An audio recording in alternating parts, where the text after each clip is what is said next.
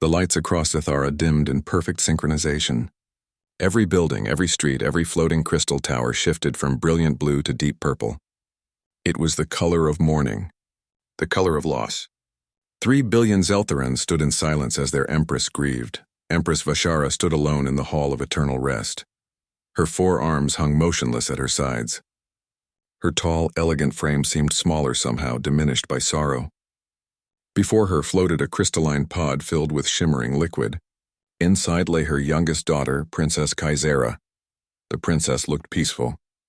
Her silver skin still held its faint glow. Her face was serene, almost smiling. But she would never open her eyes again. She would never laugh or argue about politics or sneak away to fly racing pods in the outer rings. She was gone. Taken by the Crimson Fade at only 47 years old. Vashara had ruled the Zelthoran Empire for 3 centuries. She had commanded fleets that sailed between stars. She had negotiated peace with dozens of alien species. She had survived assassination attempts, political coups, and 3 different wars. But she had never felt as powerless as she did now, staring at her daughter's body. The Crimson Fade was a death sentence. It had been part of Zelthoran life for thousands of years, a genetic disorder that struck randomly, shutting down organs one by one until nothing remained. The Empire's greatest scientists had tried to cure it for generations. They had failed. Every single time, Kaisera had fought for 6 months. She had remained cheerful even as her body betrayed her. She had told her mother not to weep, that she had lived a good life. But 47 years was nothing. Nothing at all. High Chancellor Vorthek entered the hall quietly. He was old even by Zelthoran standards, his skin faded to pale gray. He bowed deeply, all 4 arms crossed over his chest. "Your Majesty," he said softly, "the funeral arrangements are complete. The entire empire awaits your command." Vashara did not turn. She wanted to reform the agricultural systems on the outer worlds. She said our people were going hungry while we built monuments to ourselves. She was right, Vorthek. My brilliant, stubborn daughter was right. "Then we shall make it her legacy," Vorthek replied. "We will ensure her reforms are implemented. The Empire will remember Princess Kaisera not just for her life, but for the changes she inspired." Vashara finally turned. Her large eyes, triple-pupilled and luminous, were wet with tears. "It is not enough. It will never be enough." Far above the planet, in a small human diplomatic station, Dr. Elise Chen watched the funeral broadcasts. She sat in her cramped quarters, surrounded by data screens and half-eaten meal packets. She was not supposed to be watching. She was supposed to be analyzing soil samples from Zethara's agricultural zones, but like billions of others across the galaxy, she could not look away. Elise was a xenobiologist. She had spent 8 years studying alien life and 2 years stationed here with the Zelthoran Empire. She had never met the princess. She had never even been to the planet's surface. But she had read about Kaisera, the young princess who wanted to change her empire. The reformer who believed in helping ordinary people instead of building bigger palaces. The broadcast showed the princess's medical scans. The Zelthorans were very open about such things. They believed death was a natural part of existence, nothing to hide. Elise watched the data scroll across her screen. Cellular breakdown, organ failure, neural degradation, all consistent with Crimson Fade except Elise frowned. She leaned closer to her screen. There was something in the cellular imagery, a pattern she recognized. She told herself she was being ridiculous. The Zeltharans had medicine thousands of years more advanced than Earth's. Their doctors had examined the princess with technology humans could barely understand. What could she possibly see that they had missed? But the pattern nagged at her. She had seen something like it before. Not in aliens. In humans, Elise pulled up her personal research files. She scrolled through cases from Earth, rare diseases, unusual parasites, things that looked like genetic disorders but were not. Her hands moved faster across the controls. There. 3 years ago on Mars Colony there had been an outbreak. 12 people had become sick with what looked like a degenerative genetic condition. Their organs failed. Their neural systems shut down. The colonial doctors had been ready to give up. But then a researcher had tried something old-fashioned. She had used a microscope technique from the 2030s, something considered outdated and primitive. She had found nanoorganisms, tiny parasitic creatures that attacked cells at a quantum level. Modern scanners had looked right through them because they were calibrated to find larger threats. But the old equipment had caught them. The 12 colonists had been saved. Elise stared at the Zelthoran medical scans. The pattern was there. Faint, almost invisible, but there. The same quantum signature. The same cellular degradation pattern. Her heart pounded. She told herself she was wrong. She had to be wrong. The Zelthorans would have found it. Their science was light years beyond human technology. They had to have checked for parasites. They had to have looked at every possibility. But what if they had not? What if their scanners were too advanced, too calibrated for modern threats? What if they had the same blind spot as the Mars doctors? Elise stood up. She paced her small room. This was crazy. She was a mid-level scientist on a diplomatic mission. She analyzed dirt and plants. She was not qualified to question Zelthoran imperial physicians. If she was wrong, she would be a laughingstock. Earth's diplomatic corps would probably send her home in disgrace. But what if she was right? She sat back down. Her hands shook slightly as she began running analyses. She pulled the princess's medical data and compared it to the Mars outbreak. She adjusted for the differences between human and Zelthoran biology. She ran simulation after simulation. 3 hours later, she had her answer. The probability was 73%. Not certain, but significant. The crimson fade was not genetic. It was parasitic, a nanoorganism that Zelthoran medicine could not detect. Princess Kaisera had not died from bad genes. She had been killed by something that could have been stopped. Elise stared at her screens. The funeral was still broadcasting. The Empress was speaking now, her voice heavy with grief. She talked about her daughter's kindness, her intelligence, her dreams for a better empire. Elise thought about staying quiet. It was the safe choice, the smart choice. No one would blame her. She was just one human scientist. What did she know compared to the Zelthoran Empire? But she also thought about Princess Kaisera, a young woman who had died before her time, a reformer who would never see her dreams come true, and an empress who would grieve forever, never knowing that her daughter's death could have been prevented. Elise opened a communication channel. Her fingers hesitated over the controls. Then she made her decision. She began to write a message to the Zelthoran government. She knew she was probably ending her career. She knew she would likely be ignored or mocked, but she also knew she had to try. Because that was what humans did. They tried even when success seemed impossible. They spoke up, even when no one wanted to listen. They fought against fate even when fate seemed certain to win. The message was simple. She explained what she had found. She attached her data. She requested an audience with the Imperial medical staff. Then she sent it and waited. The rejection came within 2 hours. A brief formal message from the Imperial Medical Office. They thanked Dr. Chen for her interest. They assured her that every possible analysis had been performed. They politely suggested she focus on her assigned duties. Elise read the message 3 times. Then she sent another request with more detailed data. That one was rejected even faster. Ambassador Marcus Reed called her to his office the next morning. He was a career diplomat, thin and gray-haired, with eyes that had seen too many political disasters. He looked tired. "Dr. Chen," he said, gesturing to a chair. "Please sit. We need to talk." Elise sat. She knew what was coming. "I received a communication from the Zelthoran diplomatic office," Reed continued. "Apparently you have been sending unsolicited medical advice regarding the late princess." "Multiple times. Sir, I found something in the medical data. Something important. The Zelthorans have had advanced medicine for longer than humans have had written language. Do you really think you found something they missed?" "Yes," Elise said firmly, "I do. The crimson fade is not genetic. It is parasitic, a nanoorganism that their scanners cannot detect." Reed sighed. He rubbed his temples. "Dr. Chen, Elise, I understand you want to help. But this is not our business. The princess is dead. The Empress is grieving. The last thing the Zelthorans need is a human scientist claiming she knows better than their entire medical establishment. But what if I am right? Then they will discover it eventually. Without our interference," Reed leaned forward. "Do you know how delicate our relationship with the Zelthoran Empire is? We are barely tolerated here. One wrong move and they could close their borders to all human contact. Is that what you want?" "I want to save lives," Elise said quietly. "If this is parasitic, then other Zelthorans have it. Right now, they are dying from something that could be cured. Does that not matter?" Reed's expression softened slightly. Of course it matters. But sometimes we have to accept our limitations. You are a brilliant scientist, Elise, but you are not a diplomat. Trust me on this. Let it go. Elise left the office. She returned to her quarters. She sat in front of her screen, staring at the data.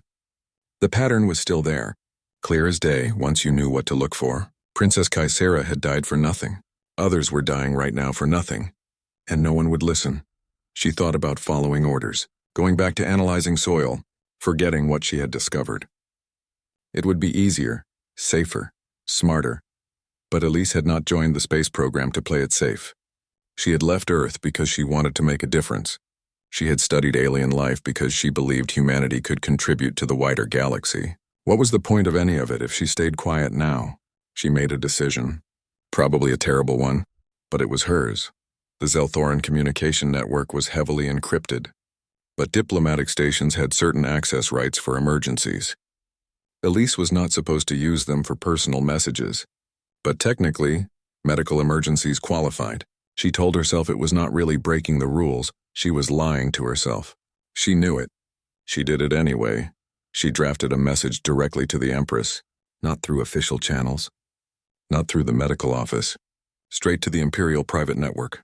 It was the kind of breach that could get her expelled from the station, or arrested, or both.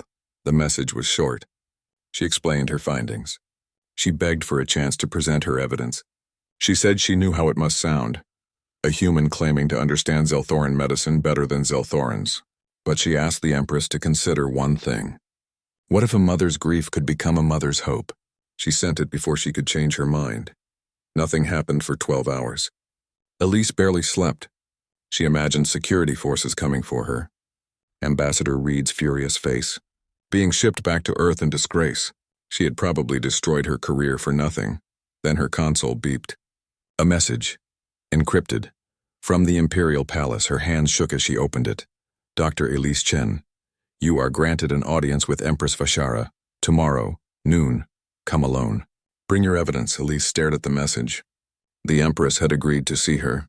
The actual Empress, a woman who ruled hundreds of star systems, who commanded billions of subjects, who had lived for 3 centuries, and she had agreed to meet with one human scientist. The next day, Elise stood before the palace gates. The structure was enormous, carved from living crystal that changed colors in the sunlight. Guards in ceremonial armor watched her approach. Each one was twice her height, armed with weapons she could not identify. One guard scanned her credentials. He looked skeptical but stepped aside. You may enter. Follow the guidelights. Elise walked into the palace. The interior was breathtaking. Vast halls with floating platforms. Gardens that defied gravity. Art from 1,000 worlds. She tried not to stare like a tourist. She failed. The guidelights led her deep into the palace. Finally, she reached a massive door. It opened silently. Inside was a throne room that could have held 1,000 people. But it was empty except for one figure. Empress Vashara sat on her throne. Up close, she was even more impressive than on broadcasts. Tall, elegant, radiating authority. But her eyes were red from crying. She looked at Elise with an expression that mixed curiosity and pain. Dr. Chen, the Empress said. Her voice was rich and musical. You have made quite the effort to reach me. My medical staff is furious. My security chief wants you arrested. Ambassador Reed has sent 3 formal apologies for your behavior. Your Majesty, Elise began. I am sorry for any disrespect. But I had to try. Why? You did not know my daughter. You are not Zelthoran. Why does this matter to you? Elise met the Empress's gaze. Because she did not have to die. And because if I am right, others are dying right now from the same thing. I cannot stay silent about that. Even if it cost me everything, the Empress studied her. Silence stretched between them. Finally, Vashara spoke. Show me your evidence. Elise activated her portable display. She showed the cellular patterns. The comparison with the Mars outbreak. The quantum signatures that modern scanners missed. The probability analyses. Everything she had before she could finish, a door opened. 3 Zelthoran physicians entered, led by an elderly male in elaborate robes. He looked angry. Your Majesty, he said, bowing quickly. I am Dr. Thelnis, Chief Imperial Physician. I must protest this audience. This human is making extraordinary claims with no basis in— I am aware of the claims, Thelnis, the Empress interrupted. I want your professional opinion on her evidence. Thelnis looked at Elise's displays. His expression became more skeptical with each screen. This is impossible. We examined the princess with every available technology. We found no parasites, no infections, nothing but genetic degradation consistent with crimson fade. What if your technology was too advanced? Elise asked. What if your scanners were calibrated to miss something this small? Thelnis laughed. It was not a kind laugh. You are suggesting that human medicine, which has existed for mere centuries, can detect something that Zelthoran science cannot? We have been studying biology for 10,000 years. Have you ever looked with a basic quantum microscope? Elise interrupted. Not an advanced medical scanner. Just a simple, old-fashioned microscope adjusted for quantum frequencies? The room went silent. Thelnis frowned. Why would we? That technology is obsolete. We have far superior— But have you tried it? On crimson fade cases? Another long silence. Thelnis exchanged glances with his colleagues. No, he finally admitted. There would be no reason to. Empress Vashara stood. Her full height was imposing. Then do so now. Examine my daughter with this human's primitive equipment. If Dr. Chen is wrong, she will be sent home in disgrace. But if she is right— The Empress's voice broke. She took a breath, steadying herself. If she is right, then I want to know. I need to know, Thelnis bowed. As you command, Your Majesty. He turned to leave, then looked back at Elise. If you are wasting the Empress's time with false hope, human, you will regret it. Elise stood her ground. And if I am right, Doctor, think how many lives we can save. The physicians left. The Empress sat back down. She looked at Elise with an expression that was hard to read. You have courage, Dr. Chen. Foolish courage, perhaps, but courage nonetheless. The Empress paused. My daughter had courage, too. She challenged the old ways. She questioned traditions that had stood for millennia. She believed change was possible even when everyone told her it was not. She sounds like she was an amazing person, Elise said softly. She was. The Empress's voice trembled. She was my youngest. My surprise. I thought I was too old for more children, but the universe gave her to me anyway. And now the universe has taken her back. Elise wanted to say something comforting, but what could she say? She barely knew this woman. This alien empress from a civilization older than human history. What comfort could her words possibly bring? So instead, she said the only thing that mattered. Your Majesty, I know my findings seem impossible. I know I am just one human scientist with outdated equipment. But I am asking you to hope, because hope is what humans do best. We hope when logic says we should not. We try when everyone says we will fail, and sometimes, just sometimes, we succeed. The Empress looked at her for a long moment. Then impossibly she smiled. It was a sad smile, but genuine. Then let us hope together, Dr. Chen. Let us see if Human the Laboratory was the most advanced facility Elise had ever seen. Equipment she could not name lined every wall. Holographic displays showed biological data in 3 dimensions. The air itself seemed to hum with energy. Dr. Thelnis stood beside the princess's stasis pod.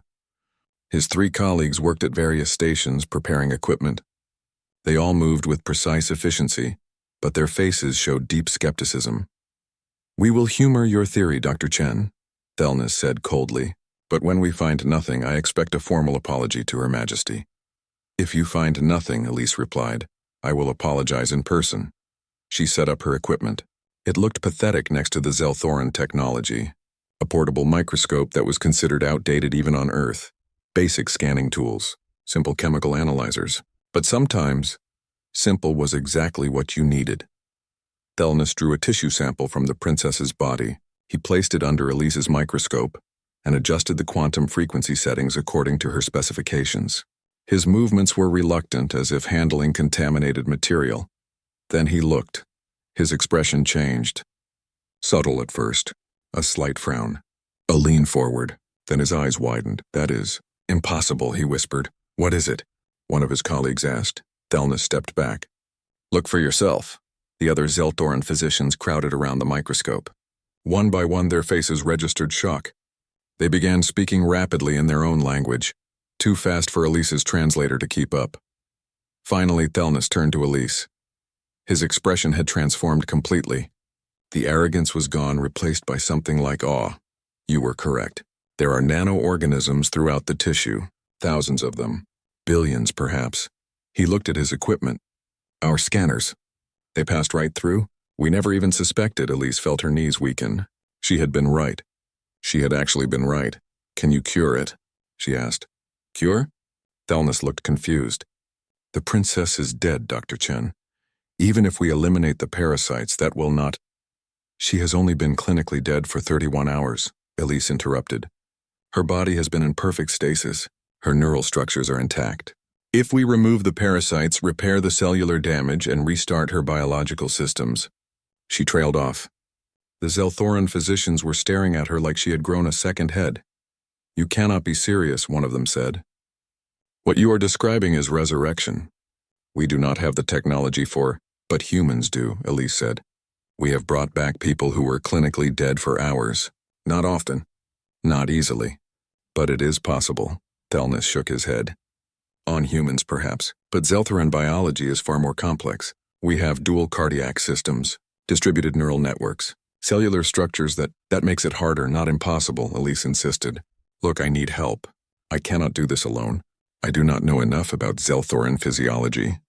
But if we work together, if we combine human techniques with Zelthoran technology, you are asking us to attempt something that has never been done, Thelnis said. But his voice had changed. There was interest there now. Scientific curiosity battling with doubt. The laboratory doors opened. Empress Vishara entered, followed by High Chancellor Vorthek and a tall female warrior in military armor. The warrior's hand rested on her weapon. Your Majesty, Thelnis bowed deeply. Dr. Chen was correct. The princess was killed by parasitic nano-organisms. We missed them completely. The Empress closed her eyes. For a moment she looked like she might collapse. Vorthek moved to support her, but she waved him away. Then she did not have to die, Vashara said quietly. My daughter suffered and died from something that could have been prevented, Your Majesty, Elise said. There may still be hope, she explained her plan. The technique for resuscitation. The repairs needed. The restart procedure. With every word, the idea sounded more insane. But she pushed forward anyway. When she finished, the Empress looked at her physicians.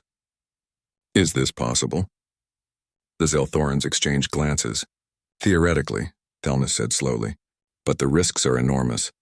We could damage her neural patterns beyond repair. We could destroy her cellular integrity. Even if we succeed in restarting her systems, she might not truly be Kaisera anymore. But there is a chance? The Empress pressed. A small one. Perhaps 5%. Maybe less. 5% is greater than 0, Vashara said. Her voice was steel now. Do it, Your Majesty, Vorthek objected. If this fails, you will lose your daughter twice. The grief will be— I am already grieving, old friend, the Empress interrupted. I have already lost her once. If there is even the smallest chance to bring her back, I must take it. What kind of mother would I be if I did not? The warrior woman stepped forward. I am Guard Captain Selthara. I must advise against this, Your Majesty. We know nothing of human medical practices. This could be a trick. A way to desecrate the princess's body. Elise felt anger flash through her. I am trying to save her, not harm her. You are trying to prove human superiority, Selthara shot back. You want to show that your primitive medicine can succeed where ours failed.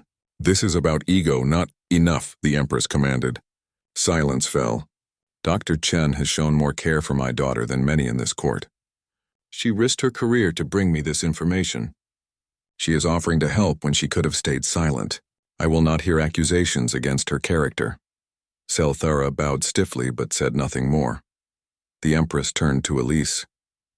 What do you need? I need a human medical specialist, Elise said. Someone who understands advanced resuscitation. And I need your physicians to teach me everything about Zelthoran biology. Fast. You shall have it, Vashara promised. The next hours were a blur. Elise called in Dr. Yuki Tanaka, a nanomedicine specialist from the Mars colonies.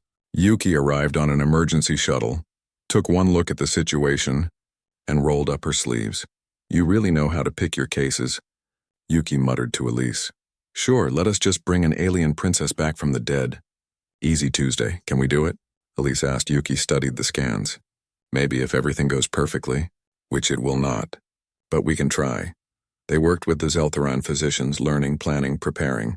Thelnis and his team taught them about Zelthoran biology, the dual hearts that had to be synchronized perfectly, the distributed nervous system that required careful calibration, the cellular structures that regenerated differently than human tissue.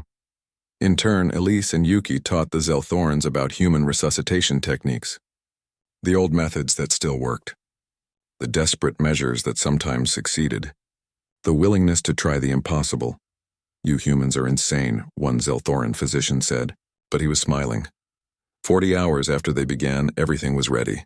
The princess lay on an operating platform. Equipment from both species surrounded her, cobbled together in ways that defied normal medical practice. Empress Vashara stood behind a viewing screen. She refused to leave. "I was not there when she died," she said quietly. "I will be here if she lives." The procedure began. Elise and Yuki led, with the Zelthoran physicians assisting. First, they had to eliminate the nanoparasites. Yuki had developed a treatment based on the Mars cure, adjusted for Zelthoran biology.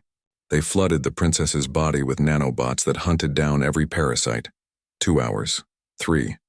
The readouts showed the parasites dying. But the princess remained still. Next came cellular repair. This was delicate work. Each organ had to be restored, each system checked and rechecked. The Zelthoran technology was incredible for this. Elise watched in awe as damaged tissue regenerated at the molecular level. 8 hours. 10. Everyone was exhausted, but no one stopped. Then came the restart. The most dangerous part.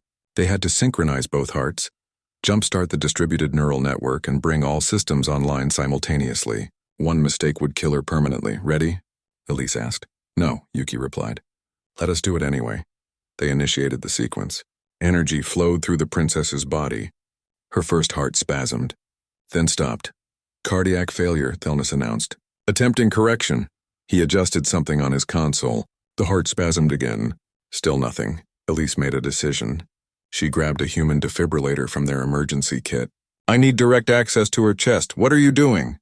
Thelnis demanded. "Something stupid," Elise replied. She placed the paddles on the princess's chest. Clear, the shock hit. The princess's body arced. Her first heart stuttered, then beat once, twice. "Heart 1 operational," someone called out. "Now the second heart," Yuki said. She was manually injecting stimulants. Come on, the second heart started. Both beating now, but out of sync. "They need to synchronize," Thelnis said urgently. "If they fight each other, they will both fail." Elise watched the readouts. The hearts were beating at different rhythms. She had no idea how to fix that. This was alien biology she barely understood. Then she remembered something. Music. Humans used music to help cardiac patients. Rhythm helped the heart find its beat. "Do Zelthorans respond to auditory rhythm?" she asked desperately. Yes, but Elise started humming. A simple tune. A lullaby her mother used to sing. She kept the rhythm steady, matching the pattern the hearts needed. It was absurd. It should not work. But the hearts began to shift. Slowly, they found each other's rhythm. Synchronized, beating together. Neural activity spiking. Someone announced. The PRI. The news spread across the empire within hours.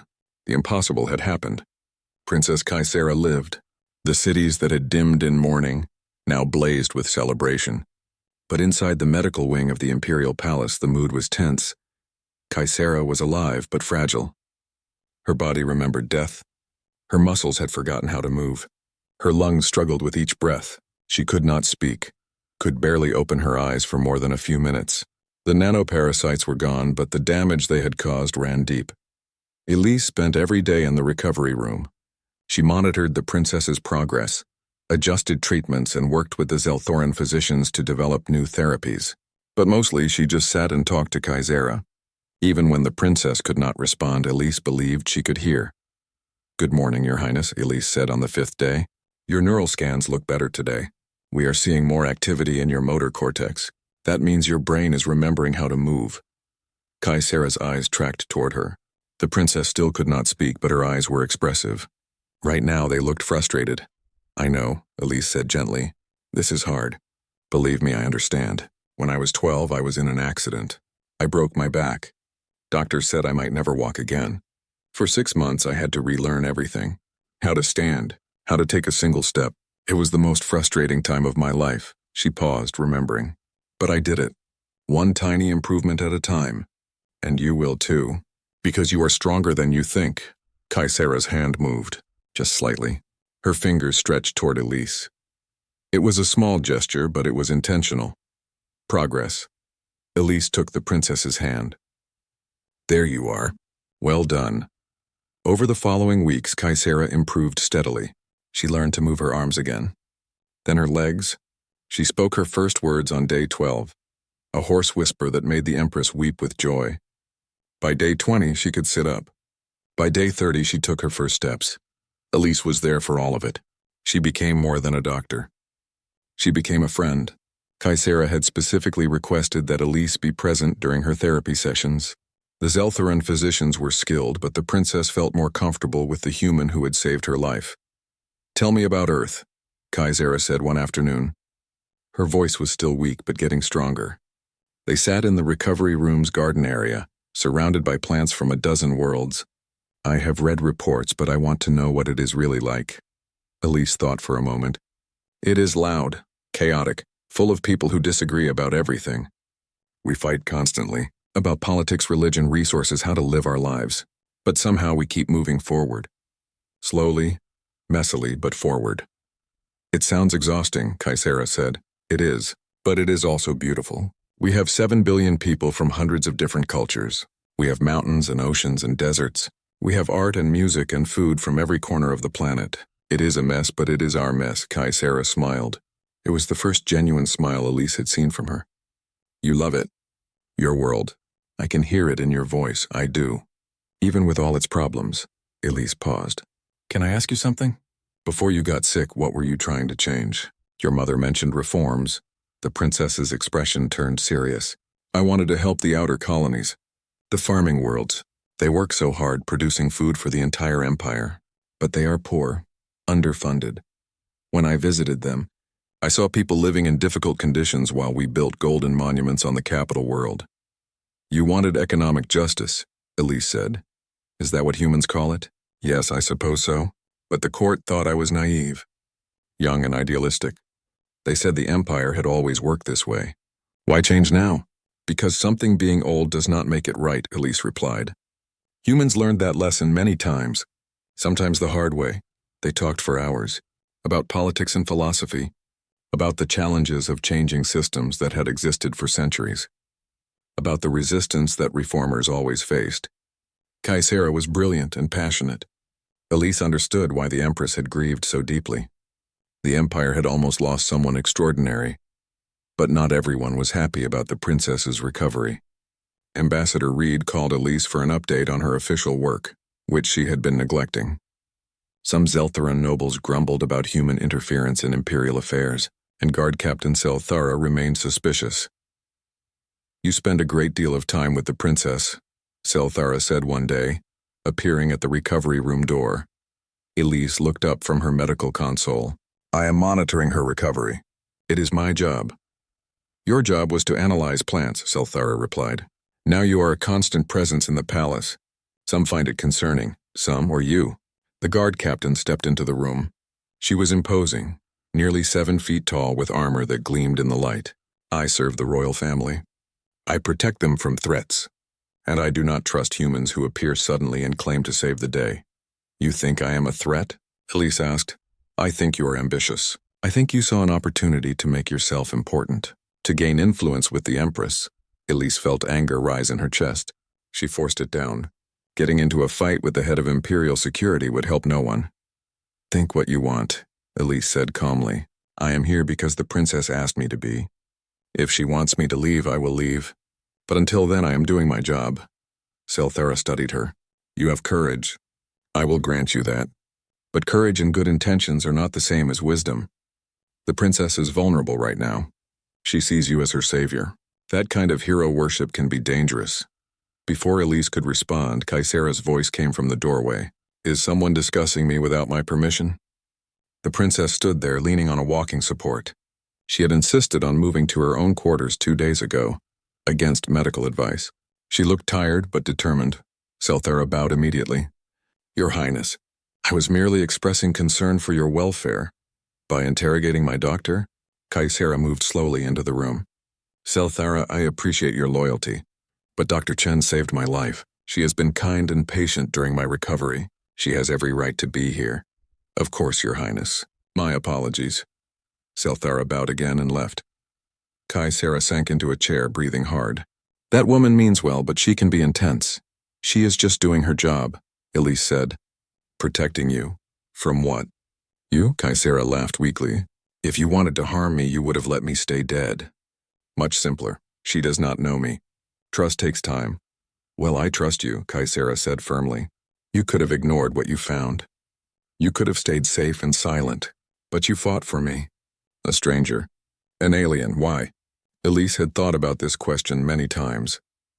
Because it was right. Because someone needed help and I could provide it. It is not complicated. It is to us, Kaisera replied. Zelthorans are not known for taking personal risks. We believe in order, following protocols, not breaking rules. Humans break rules constantly, Elise admitted. Sometimes that is bad. But sometimes that is how progress happens. Someone has to be willing to challenge the status quo. Like my reforms, Kaisera said thoughtfully. Everyone told me the system worked fine, but I could see people suffering. So I challenged it. Exactly. The princess was quiet for a moment. Then she said, Elise, can I ask you something? What is humanity's secret? You are so young as a species. You barely left your own solar system, but you attempt things that older civilizations would never try. Where does that come from? Elise considered the question. I think it comes from necessity. Earth is not a gentle world. We have volcanoes, earthquakes, storms, diseases. For most of our history, we were struggling just to survive. We learned to be stubborn, to try impossible things because the alternative was giving up and dying. So human determination is born from hardship? Maybe, or maybe we are just too stubborn to know when to quit. Elise smiled.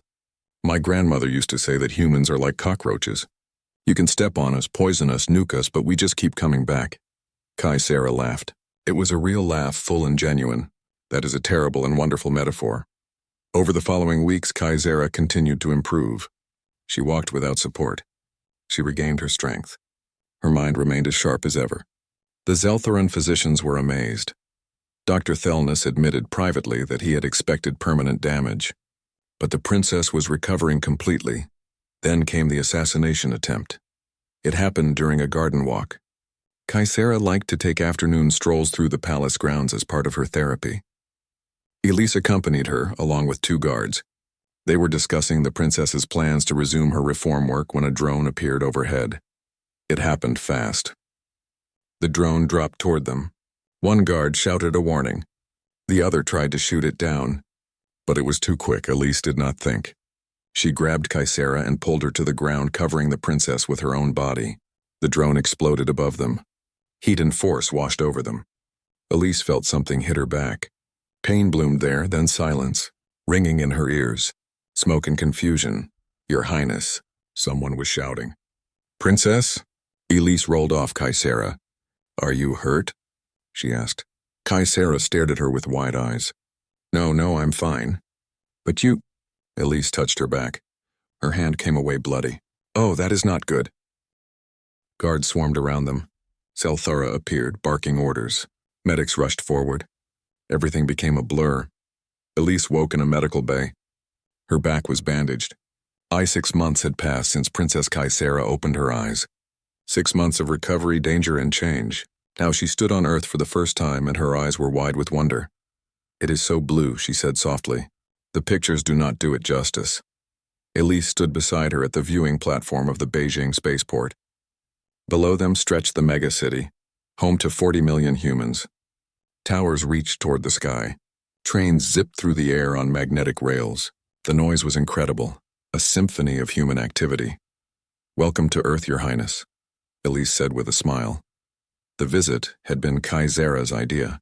After her full recovery, after the assassination attempt, after months of working with her mother to implement her reforms, she had made a request. She wanted to see the human homeworld, to understand the species that had saved her life.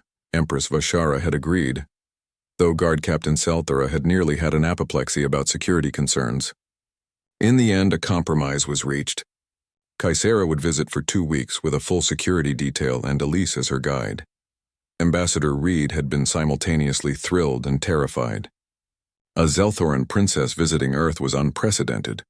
He had spent weeks planning every detail, every meeting, every public appearance. He wanted everything perfect, but Kaisera did not want perfect. She wanted real. "I do not want tours of empty museums," she had told Elise. "I want to see how humans actually live. I want to understand your world." So Elise showed her. They visited markets where people from a dozen cultures sold food and goods. They walked through parks where children played. They went to universities where students debated passionately about everything from politics to poetry. Kaisera absorbed it all. She talked to shopkeepers and students. She tried human food, making delightful faces at the strange flavors. She laughed at street performers and watched in fascination as two humans had a loud argument about sports, then shook hands and went for coffee together. "You argue so much," Kaisera observed. "About everything. Do you never find consensus?" "Sometimes," Elise replied. "Eventually. But we believe disagreement is healthy. It means people are thinking for themselves. Zelthorans prefer harmony. We believe too much conflict destabilizes society. Maybe. But too much harmony can mean no one questions anything. No one pushes for change." Kaisera smiled. "You sound like me." "The reformer. The troublemaker. I learned from the best," Elise said. They visited the Hospital of Advanced Medicine in Geneva, where Elise had trained. The director gave them a tour, showing the facilities where humans pushed the boundaries of medicine. They saw rooms where patients recovered from once fatal injuries, labs where researchers developed new treatments. Kaisera stopped in the recovery ward. Children played there, kids who had been sick but were now healing. She watched them with an expression Elise could not quite read. "These children," Kaisera said quietly, "they do not know how lucky they are to live in a time where medicine can save them." "Many Zelthoran children are lucky too," Elise pointed out. "Your empire has incredible medical technology. But we missed the Crimson Fade. For generations, we missed it." The princess looked at Elise. "How many people died because we were too proud to look at old methods? Too certain that our advanced technology was sufficient? You cannot blame yourself for that, can I not? I am a princess. I have power. I should have questioned more, pushed harder for different perspectives." "You are questioning now," Elise said gently. "You are making changes now. That is what matters." They moved on to other areas. The research division fascinated Kaisera. She spent hours talking with scientists about their work. She was particularly interested in a project using the technique that had saved her life. Researchers were applying it to other diseases, conditions that modern scanners had missed. "How many lives will this save?" Kaisera asked. "Potentially millions," one researcher replied. "Not just on Earth. We are sharing the technique with all our allied species. The Zelthoran Empire has already reported success treating Crimson Fade in other patients." Kaisera smiled, but Elise could see tears in her eyes. "Good, that is good. Then something positive came from my death." "Your near death," Elise corrected. "You are very much alive. Because of you. Because of a lot of people.